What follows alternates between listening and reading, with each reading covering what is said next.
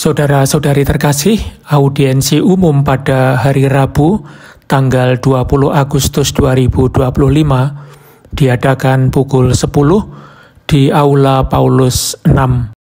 Dalam audiensi tersebut, Paus Leo ke-14 melanjutkan rangkaian katekese tahun jubileum yang bertema Yesus Kristus Harapan Kita, yang berfokus pada permenungan tentang pengampunan dengan mengutip Injil Yohanes bab 13 ayat 2. Ia mengasihi mereka sampai pada kesudahannya. Berikut ini katekese beliau.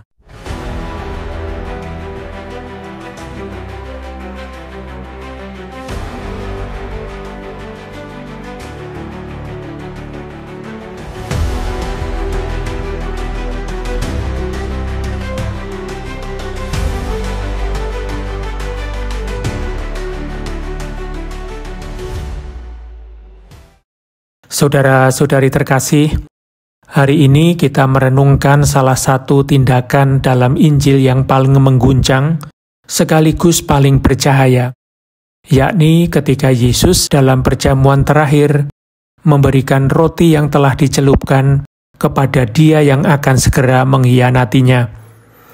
Itu bukan sekedar tanda berbagi, melainkan lebih dari itu, sebuah upaya terakhir dari kasih agar tidak menyerah. Santo Yohanes dengan kepekaan rohaninya yang mendalam menggambarkan momen tersebut demikian. Yesus tahu bahwa saatnya sudah tiba untuk beralih dari dunia ini kepada Bapa. Ia mengasihi mereka sampai kepada kesudahannya. Mereka sedang makan bersama, dan iblis telah membisikkan rencana dalam hati Yudas Iskariot, anak Simon, untuk mengkhianati Dia. Mengasihi sampai akhir, itulah kunci untuk memahami hati Kristus. Kasih yang tidak berhenti meskipun ditolak, dikecewakan, bahkan dihadapkan pada tidak adanya rasa syukur. Yesus tahu waktunya telah tiba. Ia tidak pasrah terhadapnya. Ia memilihnya. Dialah yang mengenali saat ketika kasihnya harus melewati luka paling menyakitkan, yaitu pengkhianatan. Namun alih-alih menarik diri, menuduh atau membela diri, ia tetap mengasihi. Ia membasuh kaki, ia mencelupkan roti, lalu memberikannya. Dialah itu yang kepadanya aku akan memberikan roti, sesudah aku mencelupkannya. Dengan tindakan sederhana dan rendah hati ini, Yesus membawa kasih-Nya sampai tuntas. Bukan karena Ia tidak tahu apa yang sedang terjadi, melainkan justru karena Ia melihatnya dengan sangat jelas. Ia memahami bahwa kebebasan orang lain, sekalipun tersesat dalam kejahatan, masih dapat disentuh oleh cahaya dari sebuah tindakan lembut. Karena ia tahu bahwa pengampunan sejati tidak menunggu pertobatan, melainkan lebih dahulu ditawarkan sebagai anugerah cuma-cuma sebelum diterima. Sayangnya Yudas tidak mengerti. Sesudah menerima roti itu, demikian Injil berkata, iblis masuk ke dalam hatinya. Bagian ini menyentuh kita, seakan-akan kejahatan yang sebelumnya tersembunyi baru nampak setelah kasih memperlihatkan wajahnya yang paling tak berdaya. Justru karena itulah saudara-saudari, roti yang dicelupkan dan diberikan itu menjadi keselamatan bagi kita. Sebab ia menunjukkan bahwa Allah melakukan segala cara, betul-betul segala cara untuk menjangkau kita, bahkan ketika kita menolaknya. Disinilah pengampunan menyingkapkan seluruh kekuatannya dan menampakkan wajah nyata dari pengharapan. Bukan berarti melupakan, bukan pula kelemahan. Pengampunan adalah kemampuan membiarkan yang lain tetap bebas, sambil tetap mengasihi sampai akhir. Kasih Yesus tidak menolak kenyataan pahit dari luka, tetapi tidak membiarkan kejahatan menjadi kata terakhir. Inilah misteri yang Yesus lakukan bagi kita, dan terkadang kita pun dipanggil untuk mengambil bagian di dalamnya. Betapa banyak relasi yang retak, Betapa banyak kisah yang menjadi rumit, betapa banyak kata yang tidak pernah terucap dibiarkan menggantung. Namun Injil menunjukkan kepada kita bahwa selalu ada cara untuk tetap mengasihi, bahkan ketika segalanya tampak tak bisa dipulihkan lagi.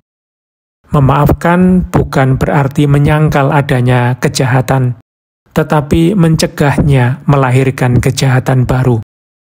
Bukan berarti berkata bahwa tidak terjadi apa-apa, melainkan melakukan segala upaya agar dendam tidak menentukan masa depan.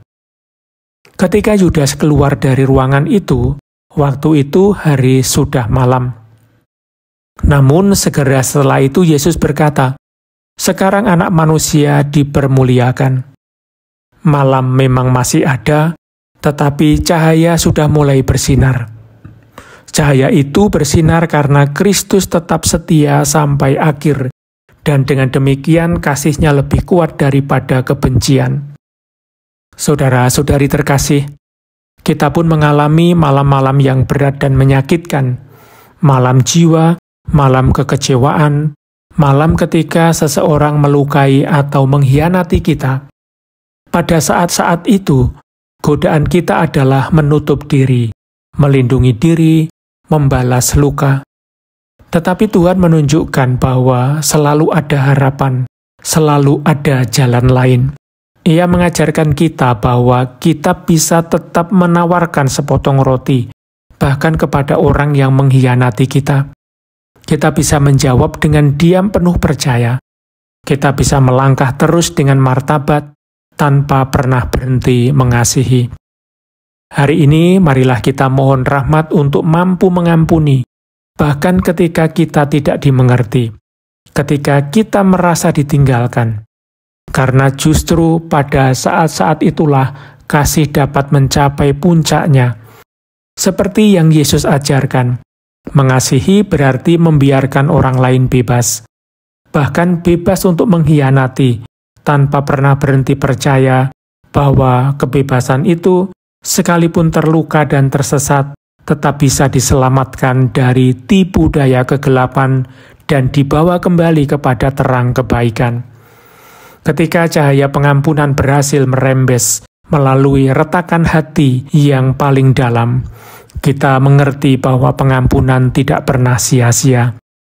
Meskipun yang lain tidak menerimanya, meskipun tampak percuma, pengampunan membebaskan Dia yang memberi, melepaskan dendam, mengembalikan damai, dan menyerahkan kita kembali kepada diri kita sendiri.